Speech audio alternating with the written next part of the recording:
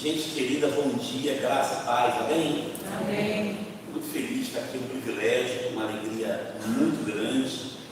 Eu realmente agradeço ao Marcos, a Adriana, ao Marquinhos, querido, e a Adriana pelo convite, também ao pastor Carlos Henrique, sua esposa, a irmã Irene, pela oportunidade, pelo privilégio de estar com os irmãos. E eu fiz uma oração essa madrugada, que o Senhor pudesse falar ao nosso coração. Muitas vezes nós participamos de um culto, de uma palavra, de uma ministração, na expectativa de que Deus use o pregador para falar conosco. Mas do lado do pregador, nós oramos para que Deus fale conosco também, de maneira que a gente tenha clareza de que quem faz tudo é o Senhor, amém? É por Ele, por meio dele e para Ele. Glória, pois, a Ele, pelos séculos dos séculos, amém. Estou muito feliz pela oportunidade de estar aqui com vocês. Deus está gerando no meu coração uma palavra para compartilhar com os irmãos. Queria convidá-los a orar mais uma vez, porque essas manhãs de oração e consagração, elas são muito poderosas, são manhãs muito importantes na construção da nossa identidade cristã e também na edificação do reino de Deus. Foi tão urgente para o tempo em que vivemos e nunca foi tão desprezado e por alguns desprezível, de maneira que a gente tem a sensação de que estamos nadando contra a correnteza. Mas o fato maior, o desafio maior que temos do Senhor a cada manhã, a cada encontro, a cada dia, é jamais perder a esperança. Amém? Então eu quero trazer uma palavra para você essa manhã que possa queimar o seu coração, trazer alegria ao seu coração, trazer expectativa ao seu coração e a partir dessa palavra poder gerar frutos e frutos que possam honrar o Senhor. Eu queria convidar você mais uma vez a fechar seus olhos no seu lugar. Quero desafiar você esse tempo de reflexão, de oração. Senhor, muito obrigado por estar na tua casa. Muito obrigado por estar em meio ao teu povo. Muito obrigado por o Senhor estar gerando no nosso coração esse tempo tão precioso para mergulhar, ó Deus, na tua presença. Nós queremos mais da tua pessoa, queremos mais da tua palavra, mais do teu Espírito. Queremos viver uma vida, Senhor, que possa ser um reflexo daquilo que o Senhor tem gerado, o Senhor tem, ó Deus, realizado em nosso meio. Nosso coração quer ser uma resposta.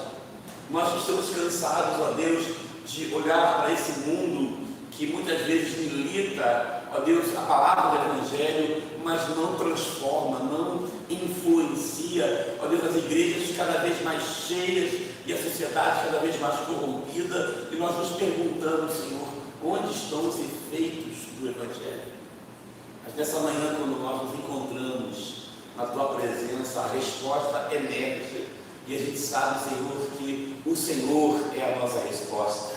A tua presença, ó Deus, é o nosso anseio, a tua palavra, o teu Espírito, Senhor, certamente, ó Deus, anseio para que cada dia mais e mais mergulhemos na tua presença. Por isso, Deus, fala conosco, fala em nós, fala através de nós, fala, ó Deus, de maneira clara e poderosa, para que compreendamos a tua boa, perfeita e agradável vontade. Assim oramos, Pai, em nome de Jesus. Amém e amém. Marquinhos compartilhou com os irmãos. Esses últimos 30 dias foram dias de muitos desafios que nós enfrentamos. Eu já tinha esse desejo de estar com os irmãos aqui em outro momento, mas os convites que eu recebi já tínhamos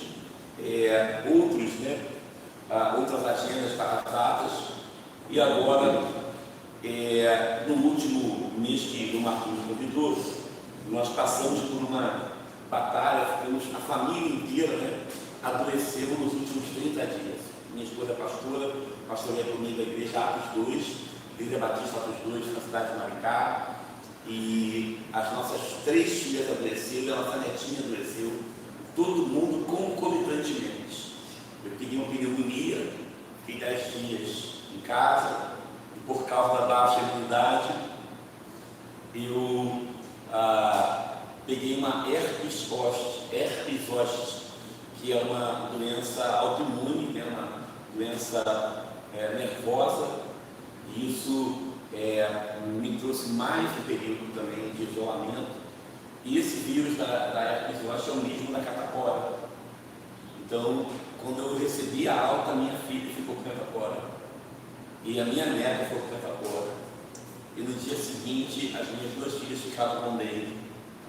Então, na quarta eu recebi a alta, na quinta minha filha e minha neta ficaram enfermas, na sexta minhas outras 2 filhas ficaram, e na segunda-feira minha esposa infartou. Então, nós passamos esses 30 dias de janeiro a fevereiro, né, vivendo esse dilema e essa realidade. E nós temos esse compromisso hoje aqui, e naquele momento ali, né, na quarta-feira, quando minha mulher recebeu alta, a quarta-feira de cinza, para nós foi a quarta-feira da vitória, né? E nós voltamos para casa, falei, Senhor, pode cair, né, o céu e a terra, pode mudar, mas dia 24 eu estou lá, a gente vai estar junto, porque há algo do Senhor preparado para esse tempo. Amém? Então eu quero pedir oração, graças a Deus estamos bem. Minha filha falou hoje, pai, poxa, eu ganhei, né, um peixinho lá dos irmãos, lá na igreja, e eu falei, poxa, filha, eu vou dar um peixinho, né, para a gente poder assim, hoje almoçar em família. Aí quando eu estou saindo hoje para cá, minha filha me diz, olha, pai, vou fazer um churrasquinho hoje para ver. Então, vamos ver, decide aqui para nós, o peixe ou a carne, vamos ver o que Deus vai conduzir essa manhã aqui, para onde Deus vai conduzir.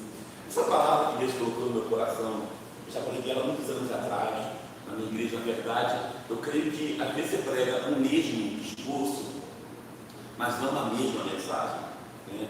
E eu não me lembro realmente, porque tem muitos anos que essa palavra aqui, mas ontem, meditando, Deus gerou no meu coração um desejo de voltar essa palavra com vocês. Porque a vida cristã, ela é uma vida de novidades. O desafio de Deus para nós é nos fazer entender que a cada manhã sempre há algo novo de Deus para nós. Amém? Então, vira o seu irmão e fala assim, ó, tem algo novo de Deus para você essa manhã. Vira aí para mim, fala aí para ele. Fala aí para ela aí. Dá uma balançada no seu irmão aí, na sua irmã. Dá um bom dia para ele. Não deixa ele dormir. Não deixa ele, né? Eu estava contando para o pastor Carlos Henrique a experiência que eu tive na Coreia do Sul. Lá na Coreia do Sul, os cultos mais concorridos são às 5 horas da manhã. É conhecido como culto da madrugada. Então, você chega na igreja 10 para 5. Quando a caravana que eu fui, chegava lá 10 para 5 da manhã, estava vazio o tempo. A gente sentava lá nas primeiras fileiras. Quando dava 5 horas da manhã, tinha 2.000 pessoas. E eles fazem isso todos os dias, todos os anos. E eles entendem que o que não permite a Coreia ser dizimada, seja pelos norte-coreanos ou pelas nações vizinhas, é uma nação firmada no poder de Deus, na oração. Você anda pela cidade, você contempla a sociedade, você vê os impactos da oração nas estruturas da sociedade. Você não consegue ver uma imagem, propaganda, nada que faça menção à nudez ou algum tipo de violência moral ou de abuso. Você vê uma sociedade que é contemplada pelo trabalho, pela educação, mas sobretudo sustentada pela fé. Quando a gente se reúne hoje pela manhã, para a gente entender a dimensão daquilo que a gente faz, porque muitas vezes nós fazemos as mesmas coisas por um longo período de tempo e a percepção sobre aquilo que Deus chamou a gente para ser e fazer vai se perdendo, porque você faz aquilo de alguma maneira mecanicamente. A gente tem essa tendência a colocar as coisas no automático, que é da nossa natureza humana. A relação de Deus para conosco é uma relação que passa por essa dimensão da alma. O Espírito afeta a vida e a conexão, o meio por meio do qual o Espírito se revela é a nossa alma. E essa alma que nós temos, somos, é na verdade aquela que deseja muitas vezes o conforto, o descanso, as adequações, as resoluções. E muitas vezes o Evangelho vem para tirar a gente desse lugar de conforto, para tirar a gente desse ambiente, né, onde as coisas fluem de forma, né, rotineiramente iguais, para nos lembrar que Deus tem algo novo para cada um de nós a cada amanhecer.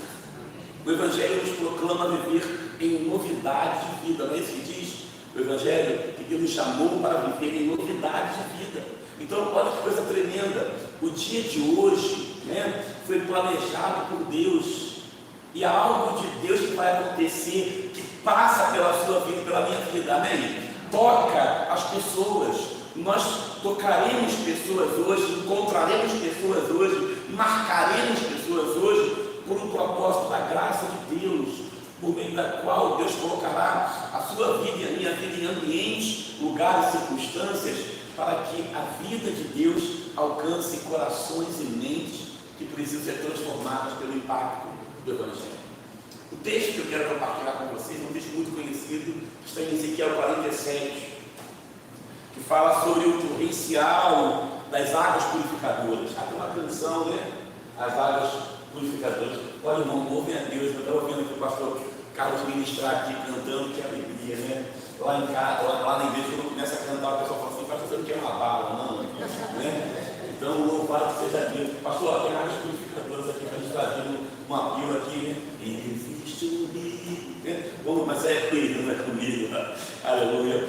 Diz assim: depois disso, fez voltar a entrada da casa, e eis que saíam umas águas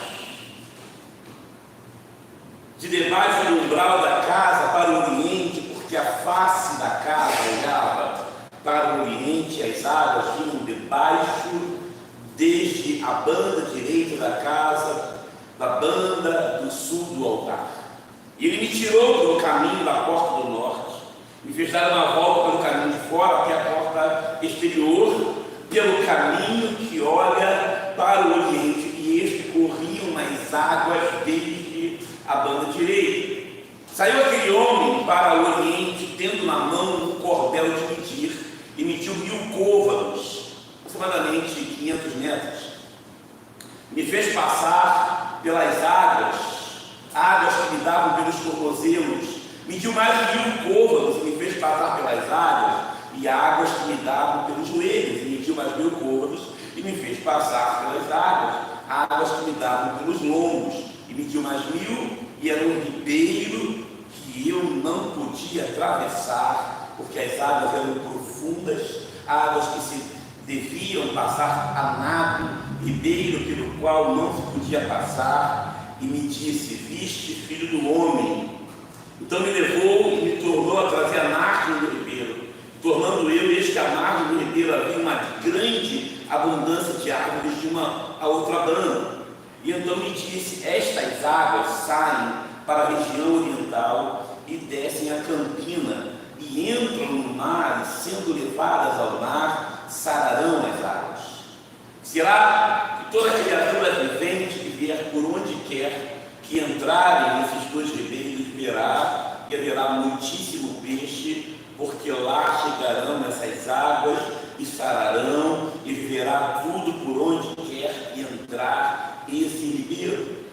Será também que os pescadores estarão junto desde Engede e até em Eglaim, e haverá lugar para estender as redes, e seu peixe, segundo a sua espécie, será como o peixe do mar, grande em multidão excessiva. Mas os seus charcos e os seus lamaceiros não sararão, serão deixados passar. E junto do ribeiro à sua margem, de uma outra banda subirá toda sorte de árvore que dá fruto para se comer, e não cairá a sua folha, nem perecerá o seu fruto, nos seus meses produzirá novos frutos, porque as suas águas saem do santuário, e o seu fruto servirá de alimento, e a sua folha de remédio. Amém? A palavra que eu tenho hoje para você é simples, ela diz assim: para frente e por fundo. Você pode dizer comigo? Para frente. Amém? Bom dia, irmãos. Amém? Tem alguém aqui comigo que pode dizer aleluia? Aleluia. Então diga assim comigo, para frente e para o fundo. Muitos de nós queremos andar para frente, queremos crescer, queremos progredir, queremos avançar, somos desafiados a continuar. Mas o desafio do Evangelho é que o nosso crescimento seja acompanhado da nossa profundidade. O desafio de Deus não é a superficialidade, não é a abrangência, é a profundidade. O desafio de Deus para a igreja nesse tempo não é uma igreja que cresce, mas é uma igreja que amadurece. Não é uma igreja que alcança cada vez mais, louvado seja Deus pela obra missionária, louvado seja Deus pelas iniciativas empreendedoras do reino, mas o desafio de Deus é gente madura que possa entender as dimensões da vida e a partir dela, e através dela, não obstante as realidades, possam frutificar e o nome do Senhor ser exaltado. Como igreja do Senhor, somos desafiadas a avançar e aprofundar. E o paradigma do texto de Ezequiel é o tempo. O paradigma de Ezequiel é o ponto de partida e o ponto de observação da relevância da vida e do ministério cristão.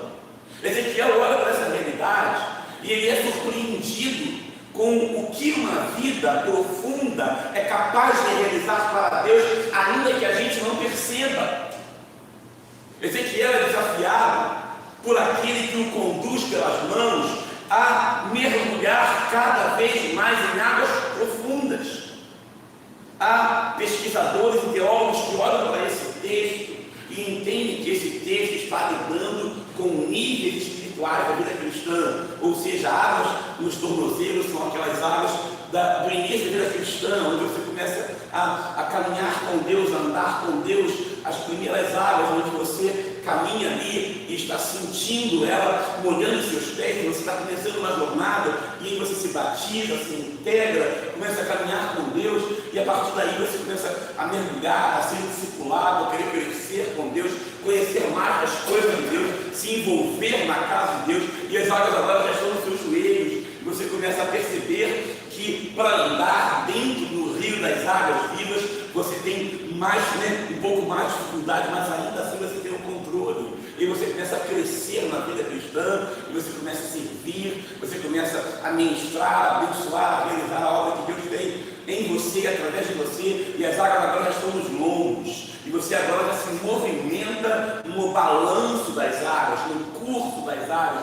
elas começam a te conduzir, e muitos de nós somos tentados a estar limitados por aquilo que muitas vezes a gente consegue controlar, por aquilo que muitas vezes a gente consegue ordenar na nossa agenda. É como se nós dissessemos para Deus: está bom, Senhor, já estou servindo demais, já estou fazendo demais, está bom por aqui, ainda consigo controlar. Mas o anjo pega as mãos, Ezequiel leva ele para um ambiente onde ele já não consegue mais controlar a dinâmica das águas, e ele já não tem mais, já não dá mais pé para ele. Agora não consegue mais andar, não precisa nadar nas águas. Porque o desafio de Deus para nós é o desafio da profundidade. Diga-se comigo, o desafio de Deus. Diga-se comigo, o desafio de Deus para a minha vida é o desafio da profundidade. É o desafio de conhecer mais. O apóstolo Paulo diz que quando ele queria ser achado em Cristo. Ele não queria ser achado com Cristo, ele queria ser achado em Cristo, nas entranhas de Cristo, mergulhado na pessoa de Cristo, e celebrando a presença de Cristo, sendo moldado pela glória de Cristo. E meus irmãos, nós temos algo que uma geração inteira de profetas, de reis, de homens e mulheres de Deus, de apóstolos, de gente que foi instrumento de Deus para a história do Velho Testamento, para a história do cristianismo, para a história da igreja contemporânea. Eles não puderam ter, a Bíblia diz, o apóstolo Paulo diz isso, quando fala sobre Colossenses, diz: e o mistério que estava oculto desde as gerações passadas, a nós foi revelado, que é Cristo em vós, a esperança da glória. Hebreus diz que na galeria da fé, esses homens extraordinários que nos apaixonam, as suas histórias, esses sonhos extraordinários, eles não viram o que nós vimos, não receberam o que nós recebemos, não experimentaram aquilo que Deus colocou e derramou sobre nós. Nós temos a pessoa de Deus dentro de nós através do seu Espírito, amém, irmãos? Quando o piano começou a tocar aqui, eu fui tocado aqui já. A minha conversão, ela tem uma relação muito profunda com a música. Eu, antes do Evangelho, tocava música. Eu tinha uma banda. Então, a música tem uma relação profunda comigo. A minha conversão aconteceu na rua, debaixo de uma amendoeira, passando em frente a uma igreja, onde o pessoal estava lá ensaiando. E uma das coisas mais interessantes que Deus me ensinou na minha conversão é que não existe ensaio. Deus falou comigo, ensaia culto. Porque Deus não ensaia a sua glória, Deus não ensaia a sua presença. Aonde Deus está, coisas extraordinárias acontecem, amém, irmão? Deus se manifesta de verdade. Aquele ensaio foi o objeto da minha salvação. Estavam cantando um louvor da minha barra chamado Consagração. Eu debaixo de uma árvore na rua passando, o Senhor falou comigo assim, ó, é isso aí que você procurou toda a sua vida, a sua intensidade, a sua entrega, o seu desejo de viver intensamente, é porque você está ansiando pela minha presença. Agora nós recebemos a presença e aprendemos a administrar o relacionamento com Deus. E a gente vai construindo na caminhada de vida cristã, se relacionando com Deus, numa medida que nós possamos estar no controle. É como se nós disséssemos, não, meu Deus, está bom, a água que está nos meus tornozelos, eu já passei ela no joelho, Senhor, olha que banho gostoso, e como é bom. Lá em Maricá, eventualmente sai nos perfis do Instagram, de notícias, dizendo assim, não, agora teve lá uma lágrima, que chama, né? Que aí você tem aquela água ali, você senta com as crianças, você fica ali, aquela coisa gostosa, você senta, mas nós não experimentamos tudo aquilo que o mar tem para nos dar, tudo aquilo que Deus fez para nos dar, porque a profundidade nos assusta, a profundidade nos atemoriza, mas Deus não te fez para viver uma vida mais ou menos, Deus não te fez para ser um copo que está meio cheio ou meio vazio, dependendo da temperatura. Deus te fez para transbordar. Deus te fez para que você, através da graça dele, possa ser a resposta para quem está ao seu lado. Deus te fez para ser a dádiva que vai gerar vida naquele que Deus vai colocar no seu caminho. Eu me lembro que, há muitos anos atrás, não sei se você conhece, pode chegar o Henrique Marquinhos, na nossa denominação, a gente fez um programa chamado Evangelismo Explosivo. Muitos anos atrás, eu era seminarista ainda, começando no seminário, e nós fomos gravar. Na época a gente gravava fitas cassete e eu levava essa fita para treinar pessoas em como deveriam proceder no evangelismo explosivo.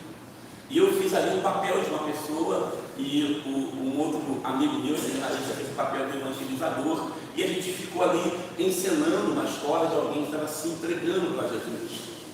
E aí nós gravamos a fita e eu fui embora. Eu fiquei tão impactado, eu fiquei tão cheio de Deus com aquela gravação, com aquela experiência. E quando eu saí dali, eu falei assim para o Senhor, a primeira pessoa que eu colocava na minha frente, eu falava de Jesus. E uma das coisas que a gente precisa considerar é o fato que Deus leva a gente a sério.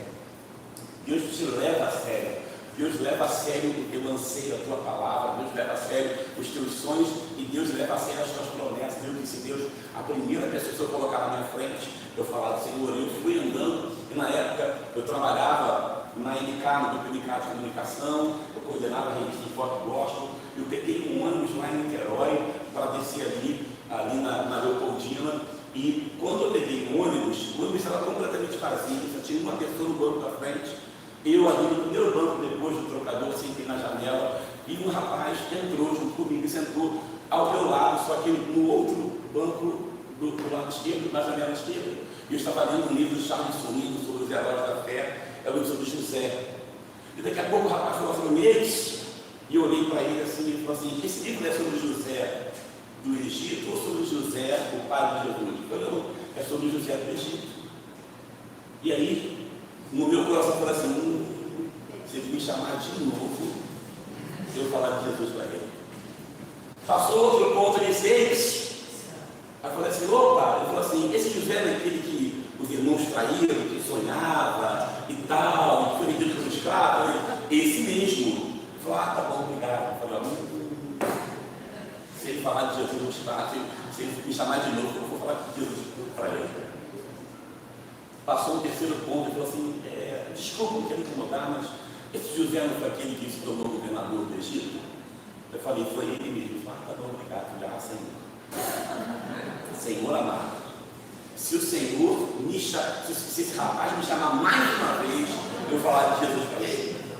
E aí, quando você sobe a ponte, tem um Mocanguê ali, que é o único ponto da ponte de Niterói, e uma pessoa sentou do meu lado, que sabe encher os lugares assim, né? E encher o ônibus. E eu pensei comigo, Deus, Senhor, eu vou falar para esse rapaz, já entrou do meu lado aqui, já entrou do lado dele, e aí eu tirei dentro do livro e estou vendo uma movimentação no ônibus. E daqui a pouco o rapaz bate no ombro da pessoa que sentou ao meu lado assim, desculpa, você pode sair para eu sentar aqui no lugar? Eu queria conversar com ele. Naquele dia aqui, Deus me mostrou o quanto aquilo que a gente anseia, Deus leva a sério. Existem pessoas hoje, nesse sábado, que podiam estar conosco aqui, mas nós não as convidamos. Existem pessoas que poderiam ser impactadas pela glória. Eu cheguei aqui, quando tocou esse louvor, eu falei, Senhor, eu estou no pedacinho do céu. Senhor, eu quero ficar aqui. Senhor, fala seja teu nome, tua presença está nesse lugar. Nós não podemos permanecer os mesmos aonde Deus está, amém, irmãos? Então Deus está contando com que a gente não vai caminhar no raso da vida cristã. Deus está contando que há experiências novas a serem ministradas no dia de hoje, na noite, hoje na tarde, hoje. O desafio de Deus para nós é caminhar para frente e para o fundo.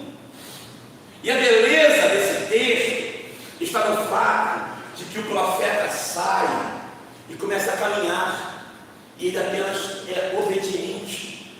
A obediência ao que Deus nos fala e a como o profeta de Deus nos orienta. No caso ali, ele está vivendo uma experiência sobrenatural, sendo conduzido, né? O profeta viveu uma experiência apenas de permitir-se ser conduzido, permitir-se ser levado, permitir-se ser dirigido, orientado. Ele vai caminhando em obediência, e a obediência nos leva à profundidade. O maior desafio de Deus para nós não é a revelação, não é o conhecimento, não é o quanto você e eu conhecemos das Escrituras, mas é o quanto nós estamos dispostos a crer que aquilo que Deus falou e fez é verdade, e o que nós estamos fazendo em relação ao que Deus diz faça. O Evangelho é um convite ao discipulado. O Evangelho é um convite a morrer para que a vida de Deus possa fluir em nós. É o governo de Deus sobre os nossos pensamentos, os nossos sentimentos e as nossas ações. Eu me lembro que uma vez nós convidamos a nossa igreja, na época aquele cantor da Bahia estava dando sucesso tremendo, Lázaro, né? E a minha vida do mestre e tal. E nós já tínhamos convidado um missionário da Jocum, chamado Lázaro.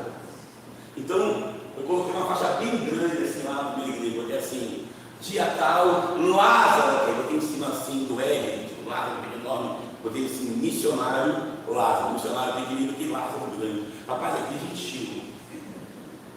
E eu falei pro louvor, toca umas 3 músicas do Lázaro, que se der ruim, o pessoal pelo menos canta uma música dele. E esse missionário contou uma história muito legal, cara. Eu nunca mais esqueci, ele disse que ele foi para a Alemanha. E ele era missionário na Jocum, e ele usava o esporte como meio de evangelização, e ele era professor de capoeira. E ele ensinava capoeira. E por meio da instrumentalidade dele, ele falava do Evangelho. E ele disse que depois de um dia que ele terminou o treino, para passar para a casa dele, ele passava por um cemitério. E perto do cemitério, ele foi abordado por 3 homens. E os 3 homens levaram ele para dentro do cemitério.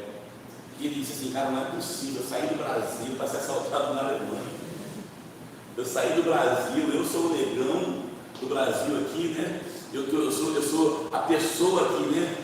Muitas vezes as pessoas olhariam e apontariam como o agente do perigo. Eu estou sendo a vítima aqui desses 3 homens altos, brancos, né, marcados pela europeia, e fui levado para dentro do cemitério. E aí, chegou lá dentro do cemitério, os homens pediram a carteira dele, o Senhor disse lá, vou ter tudo a eles. Mas só peça uma coisa a eles: que você possa dar um abraço com eles ao final do assalto. E ele disse que falou assim: está amarrado, Satanás. Como é que eu vou ficar me assaltando e vou dar um abraço nele? E ele não acreditava que aquilo era Deus falando com ele. E ele começou então ali tentando argumentar, e o Senhor disse assim: Lázaro, entrega tudo, não resista. E ao final do assalto, deu um abraço. E ele disse que ficou relutando com o Senhor, e entregou a carteira dele, entregou a bolsa dele. E ele disse assim: eu quero pedir uma coisa a vocês. E quando ele disse assim, ele disse que abraçou o homem achou que ele estava armado, ele também disse: fique tranquilo, eu sou um missionário, eu sou um professor de capoeira, eu estou aqui fazendo a obra do Senhor, mas o Senhor está dizendo assim que você precisa de um abraço. Eu dei um abraço em um dos assaltantes. Eles abaixaram a cabeça, saíram pelo cemitério, lá na porta do cemitério, eles deixaram a bolsa e a carteira do Lázaro. Lázaro, quando saiu pela porta e achou a sua bolsa, a carteira, o Senhor falou para ele assim: Lázaro, quando eu disse para você abraçá-los, eu queria que você entendesse que os braços são seus, mas o abraço é meu. Naquele dia, o ministério dele mudou. A visão dele sobre Deus e sobre a vida de Deus por meio da sua vida mudou a compreensão. O desafio de Deus para nós é entender isso, que a inteligência que Deus te deu é sua, mas a aplicação dela é de Deus. Os efeitos e os benefícios dela são para a glória de Deus. As pessoas que Deus colocou do teu lado, os relacionamentos que Deus colocou na sua vida, são seus, mas os efeitos deles é a glória de Deus. E no passado se converteu o dono de uma casa de festa lá em Maricá. E foi ao nosso culto, nós estávamos pregando sobre o arrebatamento e a volta de Jesus. Ele foi à frente em lágrimas, chorando, o altar cheio de pessoas. Naquele momento que eu olhei para ele, Deus falou comigo assim: em muitos momentos ele estava lá compartilhando da alegria de todo mundo, mas ele estava triste. Em muitos momentos ele promovia a felicidade, mas ele era um agente de tristeza. Em muitos momentos a casa dele estava cheia, mas o coração dele estava vazio. Mas hoje a alegria passa a habitar no coração dele. E ele começou a chorar.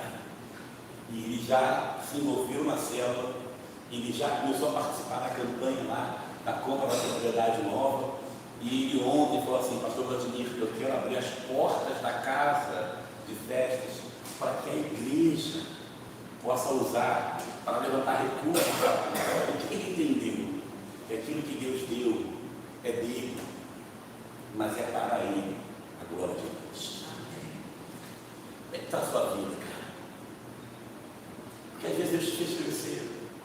Você fez orações para Deus, assim: Deus, eu quero prosperar e Deus prosperou. Deus, eu quero avançar, que Deus te fez avançar.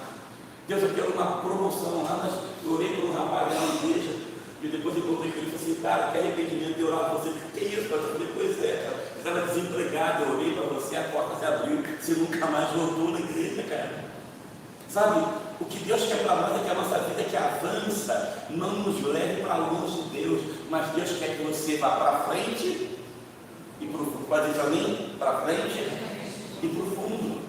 O que Deus tem para você e para mim é que a nossa vida, a cada passo nosso, nos leve a andar numa dimensão nova com Deus, a conhecer os compartimentos escondidos do coração de Deus, a desenvolver um relacionamento de amizade com o Senhor. Foi Jesus quem disse: já não vos chamarei de servos, mas vos tenho chamado de amigos, porque tudo quanto meu Pai me tem feito conhecer, vou tenho revelado.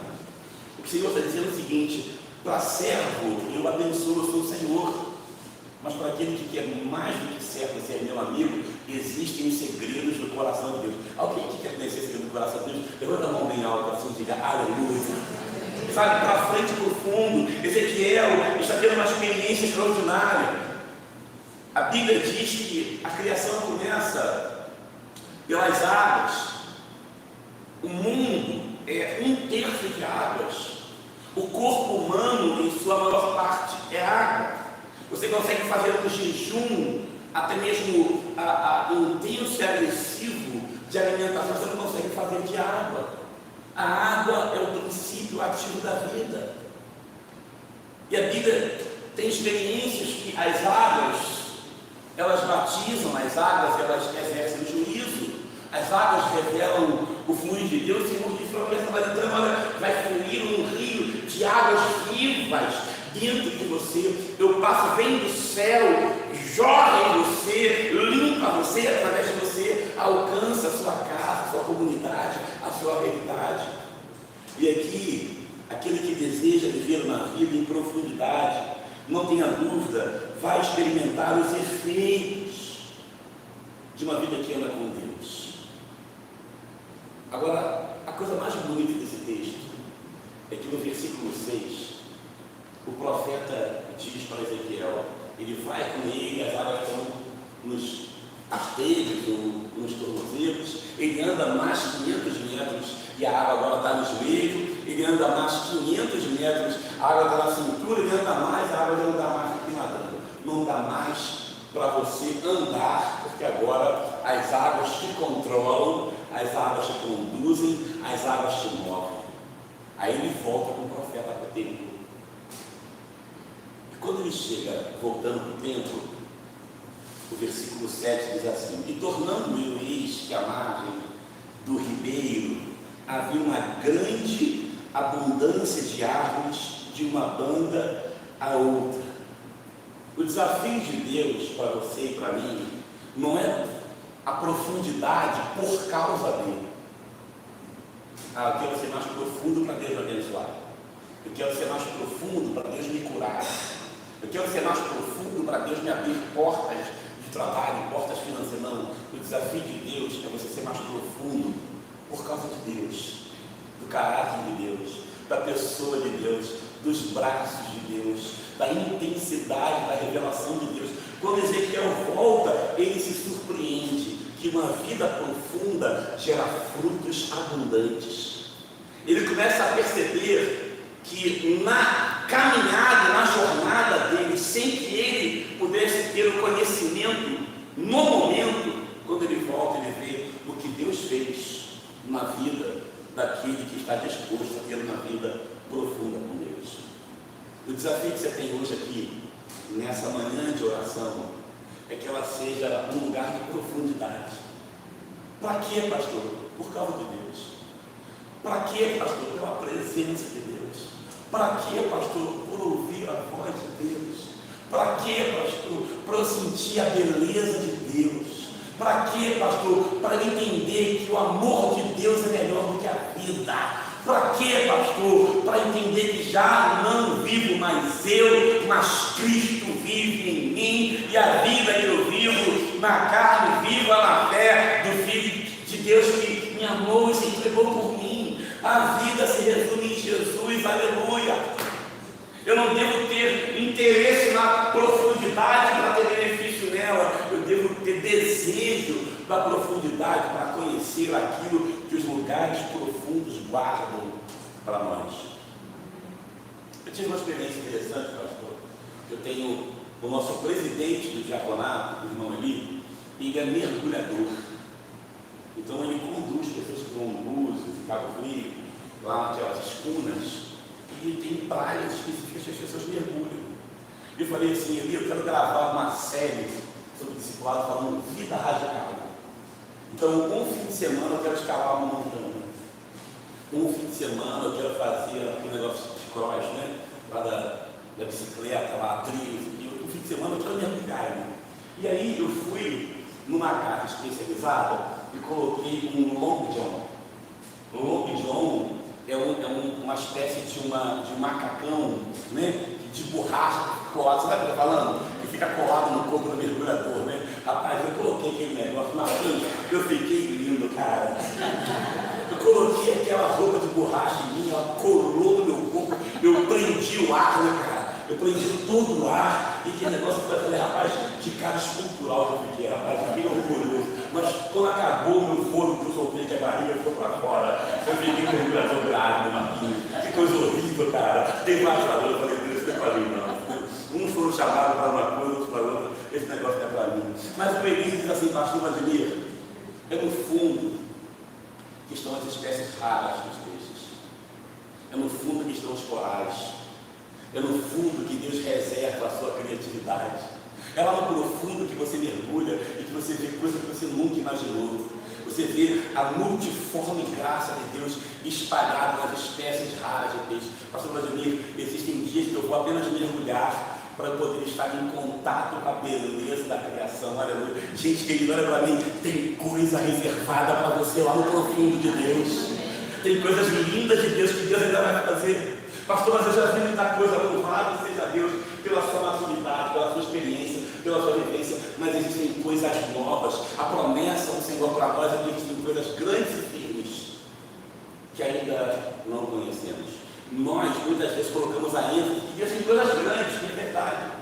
Colocamos a ênfase que as coisas de Deus são firmes, é verdade. Mas a ênfase desse texto é: não importa o que você já viu, Deus tem revelado para você e separado para você coisas grandes e firmes que nós ainda não conhecemos.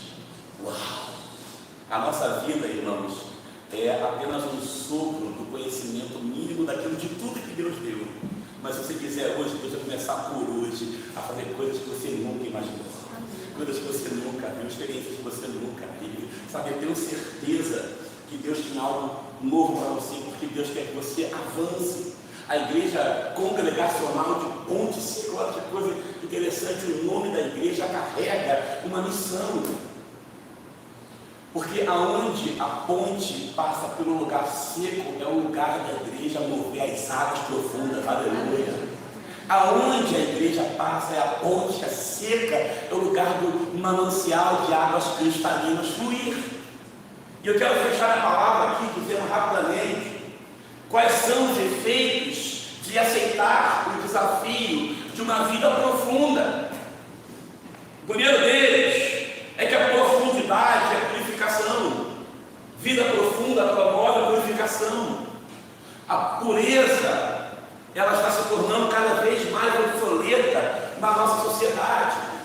Nós estamos nos tornando com uma santidade contingencial. Olha para mim aqui, irmãos, pastores extraordinários, pensadores, filósofos, conhecedores profundos das Escrituras estão, ao invés de impactar a vida com a verdade revelada do Evangelho, estão mudando o Evangelho para adequar as conivências da vida.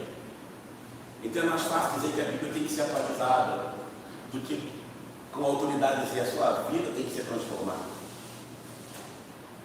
Mas quando você mergulha em Deus, cara, a primeira coisa que Deus te dá é a sensação de que a sua vida vai experimentar a pureza do céu, a beleza de Cristo. Sabe, nós estamos contaminados com essa realidade da vida em sociedade. Há muita coisa que já está se tornando comum nas nossas salas, nos nossos diálogos, nas nossas famílias. A primeira coisa que muda na vida de um cristão quando ele se converte é o dialeto dele, é a linguagem. Quando Pedro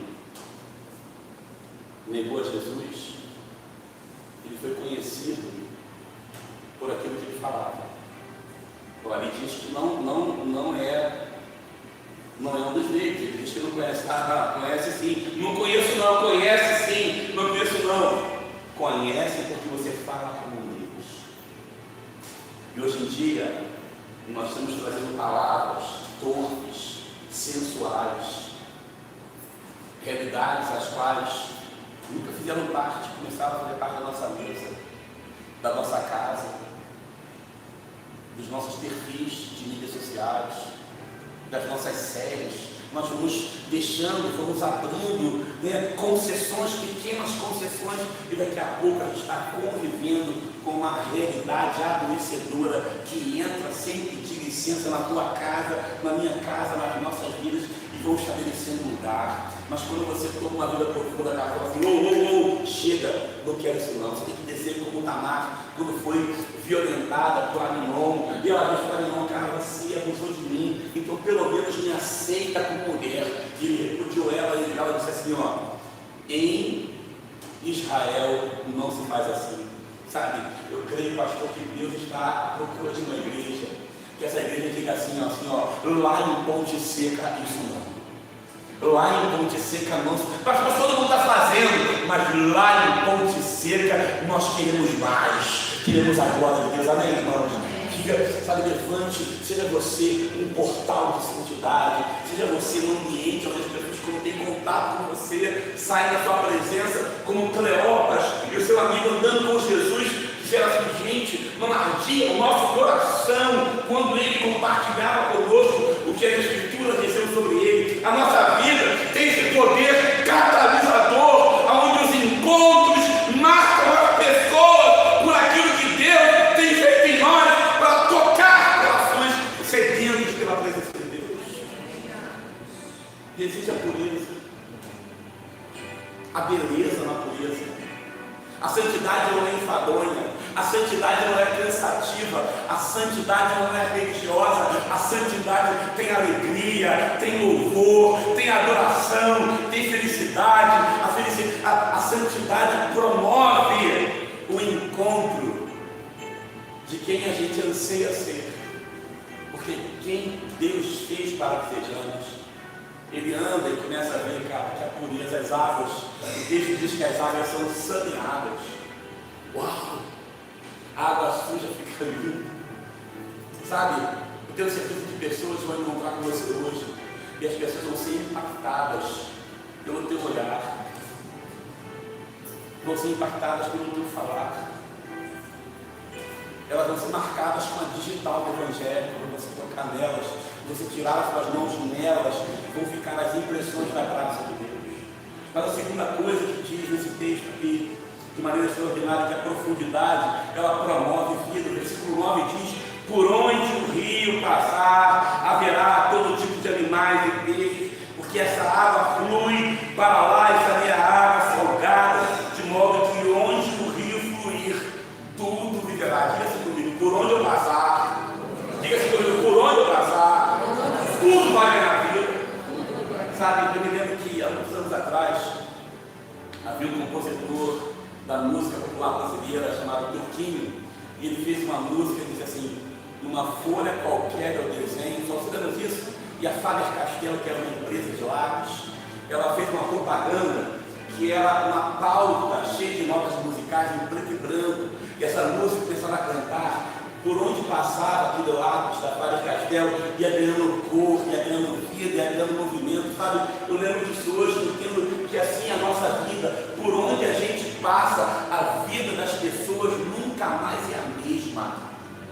Sabe quando aquele endemoniado Gadareno liberto? Ele quer seguir a Jesus. Aquele endemoniado fala assim, eu quero ir com o Senhor. E o Senhor diz para ele três coisas. Ele diz, vai, volta para a tua casa, volta para os teus e anuncia-lhes quão grandes coisas o Senhor tem feito por ti e como tem misericórdia de ti. Ele diz para aquele homem, antes de você me seguir, volta para o teu endereço, para o teu lugar de origem e mostra quem você foi e quem você é. Segundo lugar, não apenas volta para casa, mas volta com os relacionamentos da tua casa, porque é fácil terminar o trabalho e voltar para casa. É fácil terminar o trabalho e voltar a tomar um banho gostoso, sentar na mesa de jantar, ver um filho, ver um futebol, ver uma série de Netflix e dormir. É fácil, mas difícil é voltar para casa, olhar para o coração da mulher, olhar para a realidade dos filhos. Então o Senhor diz assim, volta para casa, mas volta para os teus, porque nem todo mundo que volta para casa volta para a família. Às vezes você sai do trabalho, mas o trabalho caminha contigo para casa. Às vezes você deixa o escritório, mas o problema do escritório caminha contigo.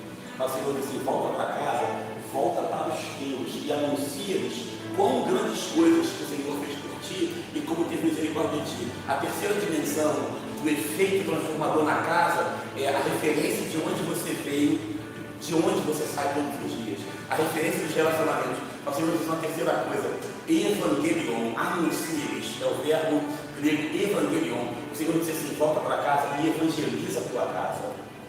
Porque o evangelho é a partir de casa, o reino é a partir de casa. Toda a igreja é um ajuntamento de famílias. A nossa igreja é uma grande família, a sua igreja é uma grande família, mas a sua casa é uma pequena igreja. O reino começa na tua casa, a salvação começa na tua casa, o plano de Deus é para a tua casa. Ninguém da tua casa vai se perder em nome de Jesus. Você tem que ter essa autoridade de dizer, eu e a minha casa serviremos ao Senhor. O meu filho pastor está afastado, mas ele vai voltar em nome de Jesus. Pastor, meu filho está em confusão mental, as ideologias se penetrar na sua mente, no seu coração, mas declara a voz profética. Você que é o marido, sacerdote do seu lar, estende a mão e declara, o mal não vai entrar aqui, chaga alguma pousará aqui, os tempos difíceis podem vir, mas eles sairão, eles são um prenúncio de um novo ciclo. As bênçãos do Senhor são para a tua casa. Aquele homem estava lá, o carcereiro, com Paulo e Silas, disse, Senhor, que eu faço para ser salvo, crê no Senhor Jesus, e será salvo tu e a tua casa. Josué disse isso, olha, escolhi hoje quem servais, se é os deuses dos amorreus, cuja terra habitais, ou os deuses dos nossos pais que estão da além do Eufrates. Porém, eu e a minha casa queremos, eu e a minha casa escolhemos ao Senhor. Nós seremos salvos, nós seremos impactados pelo Evangelho. Por onde você passar, você vai gerar pureza. Mas em segundo lugar, por onde você passar, você vai gerar vida e transformação. Em terceiro lugar, versículo 10 diz que os pescadores estarão ao longo do litoral, desde Engede até Englaim. Haverá locais próprios para estender as redes, e os peixes serão de muitos tipos, como os peixes do mar grande. Em terceiro lugar, vida profunda é vida que nutre, é vida que alimenta. É gente que você pensa assim, sabe quando você está na dificuldade? Você fala assim, cara, eu preciso falar com alguém. Você sabe que você tem um pastor, mas e uma ausência do pastor, uma ausência da pastora, uma ausência do seu filho, você pensa em alguém. Essa pessoa que vem à sua mente é a pessoa que nutre, é a pessoa que abençoa. Vidas profundas alimentam as pessoas. Vidas profundas são nutrientes do céu. São pessoas, sabe, são aquelas pitadas do céu. É aquele alimento que chega na hora que você mais precisa. Esses dias eu estava contando para ele que a gente aprende a dar valor à mulher de muitas maneiras, né? Minha esposa doente, sendo lá, fazendo a cirurgia, e eu volto para casa, eu vejo ela lá no hospital em convalescência. Eu volto para casa, eu vejo, meu Deus, a casa sem a mulher em uma semana. Parece que passou um terremoto na minha casa. Passou um tufão, as roupas começaram a se multiplicar. A gente, nesse momento em que mulher está ausente, você pensa que existe alguém que lava a roupa na tua casa. Existe alguém que faz comida. Existe a casa que fica bonita, arrumada por acaso. E você começa a ver o valor das pessoas que estão te nutrindo todos os dias. Das pessoas que Deus levanta para cuidar de você, para te alimentar. Ai de nós sem aqueles que nos alimentam, que carregam consigo a palavra da verdade, que são como um maná de Deus ambulante, que por onde passam tem uma palavra sempre vinculada. Sabe aquelas pessoas? Sabe? Tem pessoas que você chega, as pessoas te sugam, né? A cada pessoa chega e começa a reclamar, falou, sai, já sai não. Não ando perto de gente que reclama e que murmura e que não ando perto.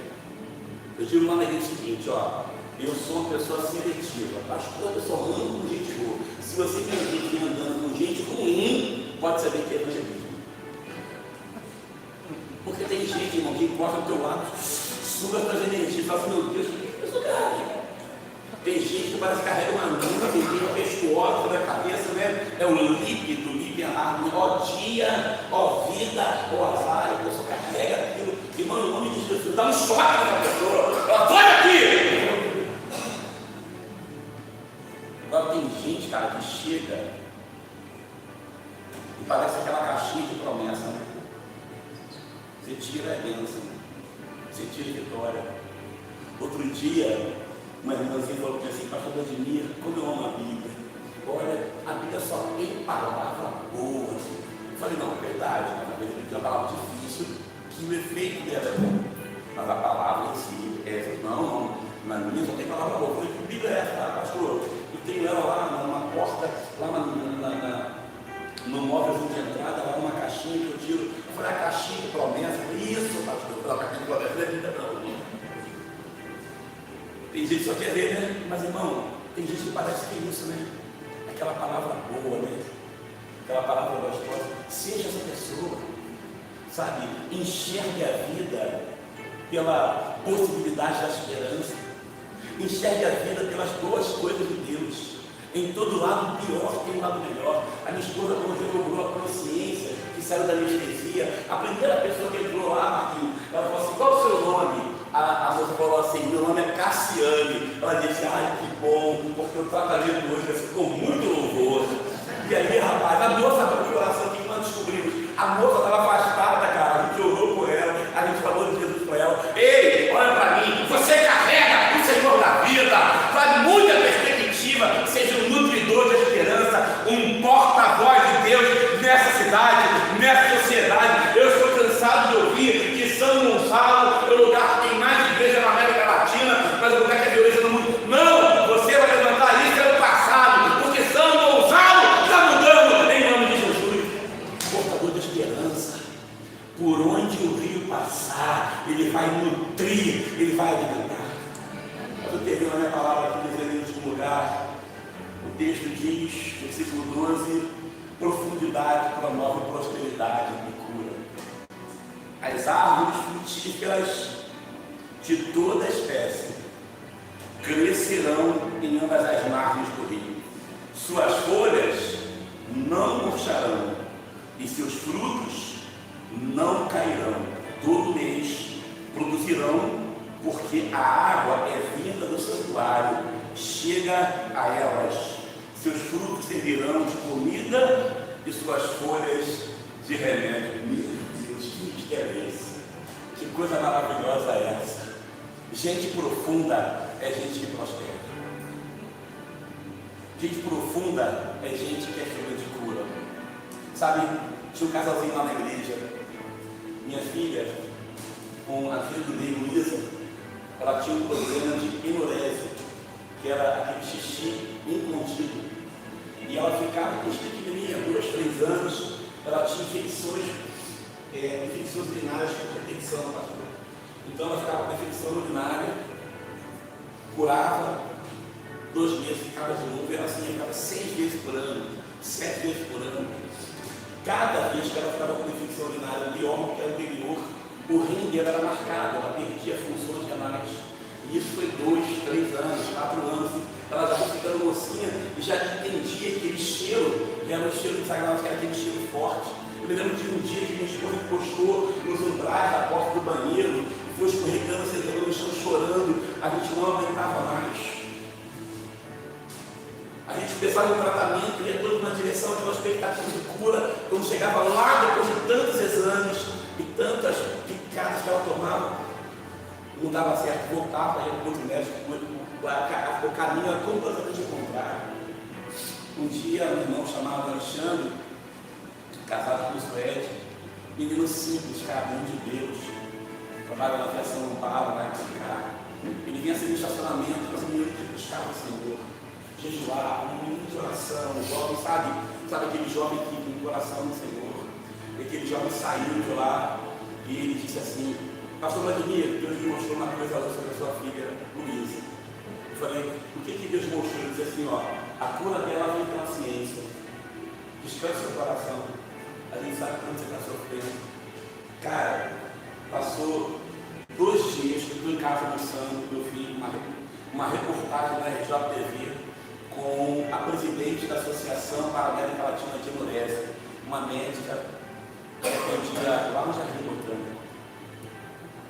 Em 2010, a consulta dela era R$600. Falei, amiga, vamos juntar as moedas, vamos necessitar.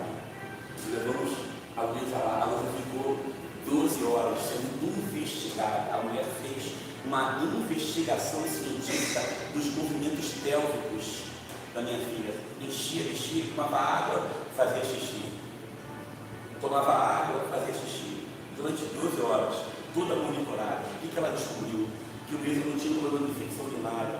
O problema de Luísa não tinha lesão de ventre. Então, toda vez que ela ia no banheiro, que ela tinha medo, ela retinha. E aí, por causa dessa, dela ter essa dificuldade, o jato de xixi dela ia com força e voltava. A bexiga dela não esvaziava. A bexiga dela jateava múltiplas vezes. Porque ela tinha medo de fazer as necessidades fisiológicas completas.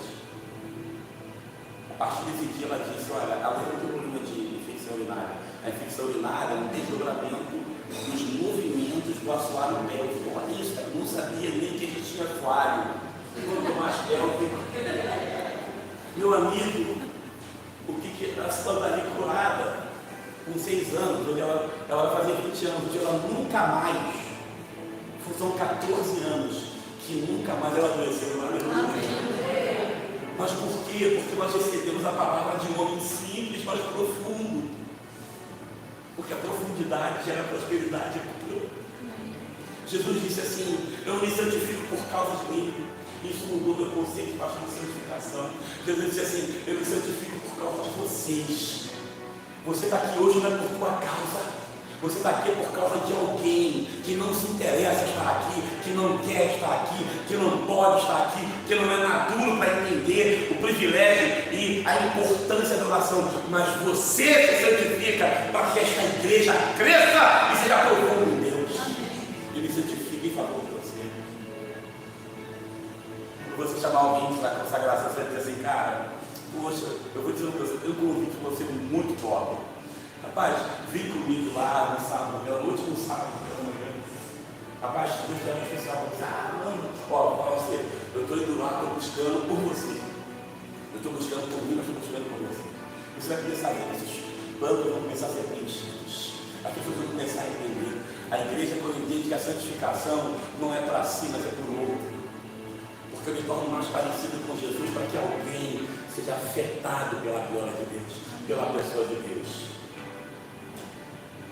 Hoje Deus te disse aqui, para frente e profundo. Amém? Amém. Diga assim, para frente e profundo. Não avance sem que o seu avanço te leve à profundidade. Crescimento, abrangência, relevância, influência requer de nós profundidade. Deus quer que você cada dia mais seja profundo em Deus, porque os mistérios de Deus